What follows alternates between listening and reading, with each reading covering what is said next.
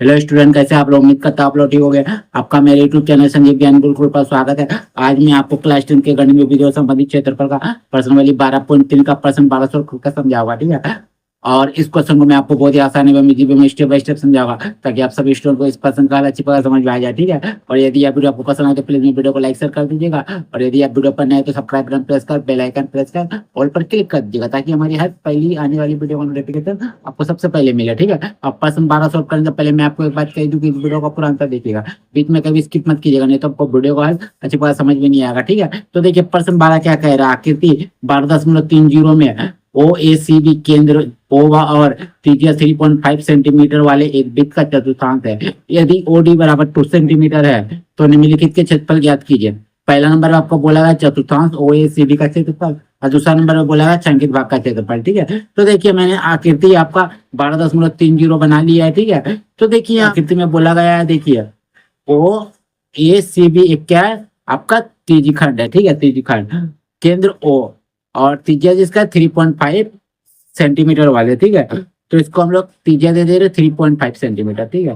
तो देखिए 3.5 सेंटीमीटर लिख दीजिए, 3.5 सेंटीमीटर यहाँ से यहाँ तक, ठीक है, हो गया। और आगे बोला गया है वृत्त का चतुर्थांश है यदि ओडी बराबर 2 सेंटीमीटर।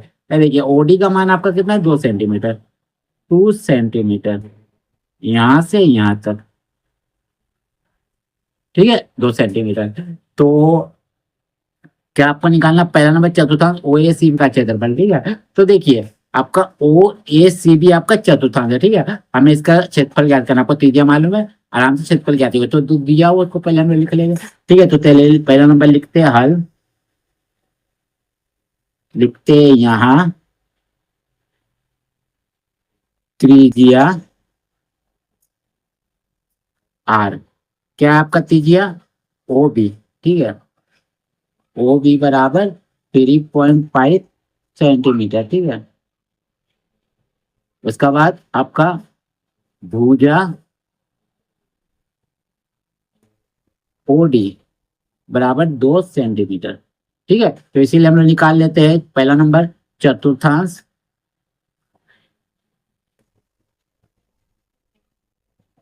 ओ ए सी बी का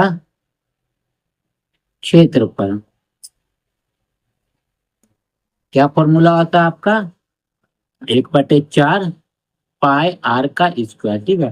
तो चलिए लिखिए 1/4, पाई का मान रखिएगा 22/7, क्योंकि अन्यथा नहीं कहा गया, ठीक है, कोई दूसरा मान।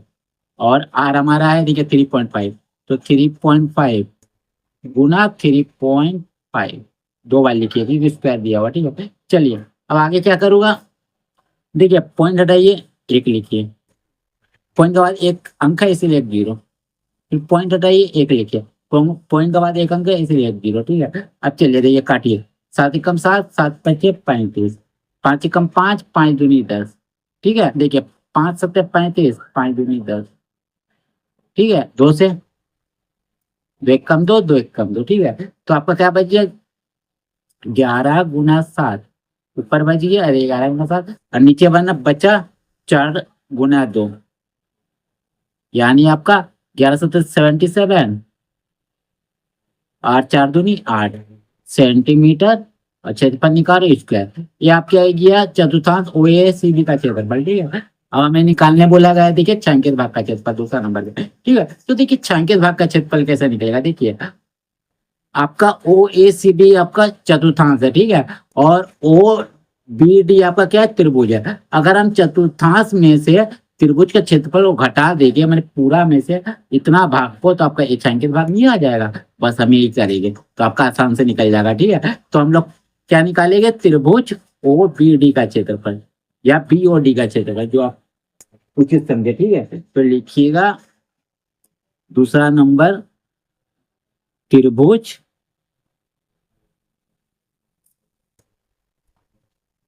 ओ बी ओ डी का क्षेत्रफल, ठीक है। तो त्रिभुज क्षेत्रफल फॉर्मूला तो 1/2 गुना आधार गुना ऊंचाई, ठीक है, तो 1/2 लिखिए। देखिए आधार कितना हो जाएगा आपका, ये नीचे लगा 3.5, लिख दीजिए 3.5 गुना ऊंचाई कितना है आपका 2 सेंटीमीटर। ठीक है, लिख दीजिए 2 सेंटीमीटर, दो दो काट दीजिए तो आपका बच कितना गया 3.5, लिख दीजिए 3.5, पॉइंट हटाइए, एक पॉइंट का एक अंक दीजिए। ठीक है, तो आप काटिए 5×7=35, अब 5×2=10, मैंने आपका 72 सेंटीमीटर कितना है स्क्वायर क्षेत्रफल निकाल रहे हो। ठीक है, आप निकाल दिए संकेत भाग का क्षेत्रफल, तो क्या हो जाएगा OACB चतुर्थांश का क्षेत्रफल घटाओ त्रिभुज BOD का क्षेत्रफल। ठीक है, तो लिखिए इसीलिए